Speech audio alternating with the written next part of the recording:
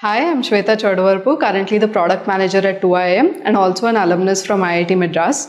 So today's video is going to be about which IIM to choose, whether you should choose the newer IIMs or some of the private B schools, or whether you should choose an IIT versus an IIM. So basically we are going to be providing a perspective on B school selection. So let's get started. So what are we going to cover in this video? We are basically going to start with the criteria you need to consider while selecting a B school. There are a lot of criteria that go into this choice that goes beyond just finances or beyond just the location, and we kind of want to provide a perspective on that.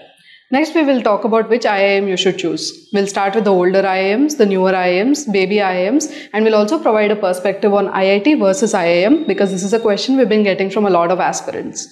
Next, we're going to be talking about what are some of the things you can do as an aspirant to make this choice better for yourself, because MBA is a personal journey and it should be meaningful for your future career path forward. When it comes to the criteria that we need to consider in selecting the right B school for us, when we look at the placement reports of various institutes, our immediate idea is to go look at the highest CTC or the average or the median CTC, and we tend to forget about the most important thing, that is the roles that are being offered. Definitely look at the companies that are coming in, what kind of positions they are offering, and how it will be more meaningful for your career path forward.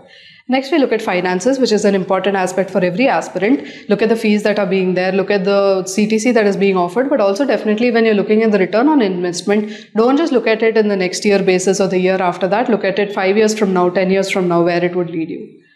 When we look at the location aspect of it, a lot of students do have trepidations of going to certain cities or moving from one part of the city to another part of the city. So location can again be a very subjective thing and a personal idea. So have that also in your criteria set. When we talk about brand value, what we're talking about is not just the IIM tag or the IIT tag, or even if it is a private B school, it's not mainly about the tag, but also definitely look at the alumni, the kind of reach, the kind of international exchange programs that are happening, the kind of brand value that provides. So have a holistic perspective on the brand value as well.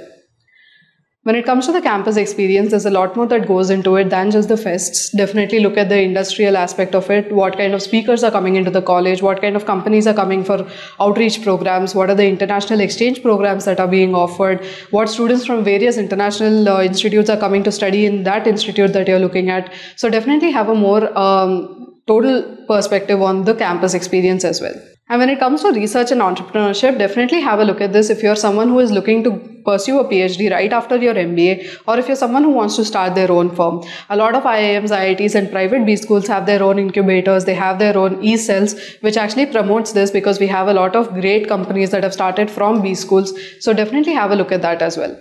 And these criteria are not in any particular order, and that is the main idea here. It is an extremely subjective thing. So as and when you find that any particular B school fits on the criteria that you are prioritizing, put that at the top of your list. We'll talk more about this later.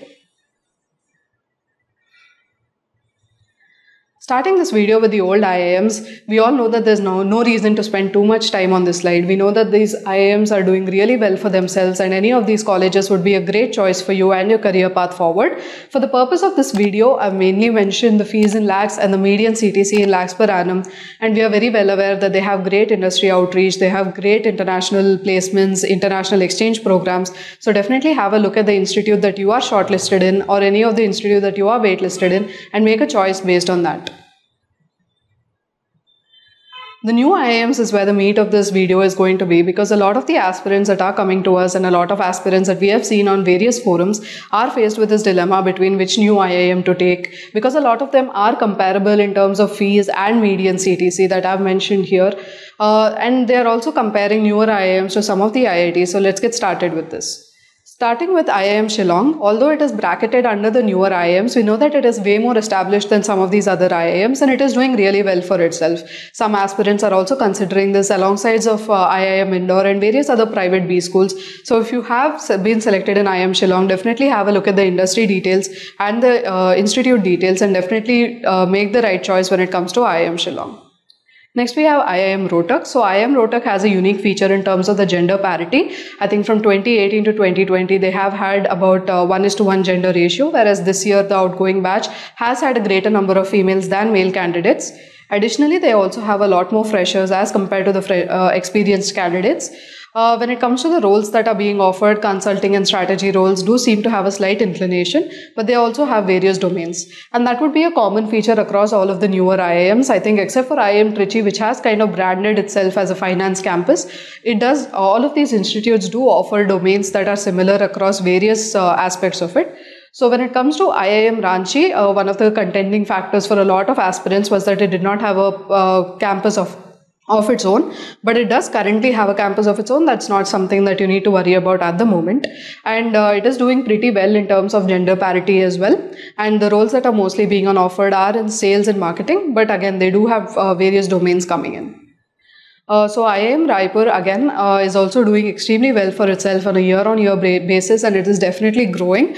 And once again, there's no particular domain, but we do, from the past 3 years placement reports, what we have noticed is that the IT, ITES, the consulting and strategy domains do have a slight inclination there.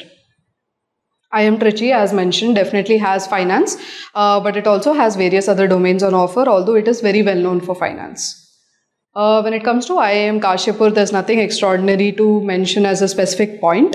Like similar to other newer IIMs, it is offering decent placements, and you can yourself calculate the ROI in terms of fees and the median CTC. And IIM Udaipur, one of the unique features of it is that it has increased its fees in lakhs this year to 20 lakhs.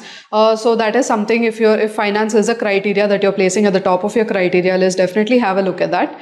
A quick note that I want to make here is that some of these newer IIMs are definitely comparable to some of the IITs. So if you feel like the fee component is something that you want to prioritize, definitely have a look at some of the IITs, because the CTCs are also pretty comparable to say IIT Delhi or IIT Madras. So definitely have a look at that. And now we'll talk about the baby IIMs. So one of the features of baby IIMs is that they're under a mentorship program from the old IIMs. For example, IIM Nagpur is under the mentorship of IIM Ahmedabad, and IIM Visakhapatnam is under the mentorship of IIM Bangalore. So these IIMs are actually doing pretty well for themselves. I would say specifically IIM Nagpur and IIM Visakhapatnam are doing really well, and they can be a great choice. They're almost at par with some of the newer IIMs as well, and they may also even overtake them in the future because they're doing quite well, including the location advantage, I would say, for IIM Nagpur. When it comes to some of these other IIMs, such as IIM Bodh Gaya, IIM Amritsar, IIM Sambalpur, Sirmaur and Jammu, I would say that these IIMs are kind of comparable to some of the private institutions along these brackets, especially say TAPMI or Goa Institute of Management or KJ Somaiya, who are doing really well and have been around for a very long time, and they're really pretty good at what they do. So I think that especially when the fees and the CTC is all pretty comparable, try to look at the brand value and how long they've been in this industry and how long they've been doing this, the alumni connect, the number of students that have passed out, and the industry stalwarts that are already present in the institute. So I think that the private institutions would have a certain leg up over these baby IIMs. But again, it's a very subjective choice, because I know that for some of the aspirants, the IIM tag plays a great role. So definitely have a look at the private institutions as well, especially when you compare it to these few IIMs. Definitely Nagpur and Visakhapatnam are doing really well. Now, this brings me to the next most important part of this video, which is IIT versus IIF, because it is not something that has been vastly covered before. So let us go back to the criteria that we were looking at initially and try to look at IIT versus IIM along these lines. So when it comes to roles, they're pretty comparable. We can see that both IITs and IIMs offer generalized roles. They also offer roles in finance, marketing, whatever it may be. When it comes to IIT Kharagpur, they do have a specialized intake of just engineers. So if you're an engineer, you can definitely consider that as well. But otherwise, roles, I would say, are pretty much on par with each other. When it comes to the finances, this is where I would say IITs have a slight edge over the IIMs, because they do have lower fees with greater CTCs as well. So when it comes to the ROI, I think that the IITs can provide a better perspective, like can provide a better platform for students who are looking at finances as their major criteria. When it comes to location, again, I would say they're pretty comparable.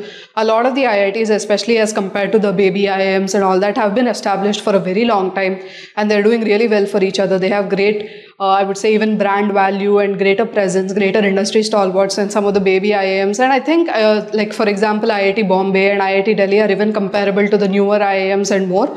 So definitely have a look at that as well. When it comes to campus experience, I would say this is where one of the greater differentiators is, because IIMs, as their tag suggests, is for management students. It is very business focused.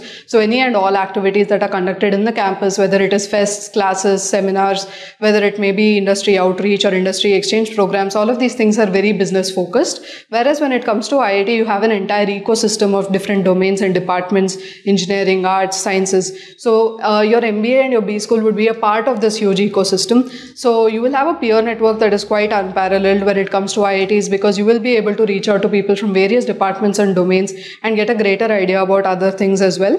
And I would say that when it comes to entrepreneurship and research as well, IITs do have a slight leg up, other than, of course, the older IIMs who have been really well established in terms of research and entrepreneurship, and even some other private B schools. But I think when it compared to newer IIMs and baby IIMs, some of the established IITs have greater reach in terms of entrepreneurship, e-cells, incubation centers, and also research posts and faculties who are willing to help with research and publish more papers. Now let us quickly look at some of the B schools that come under the IIT tag.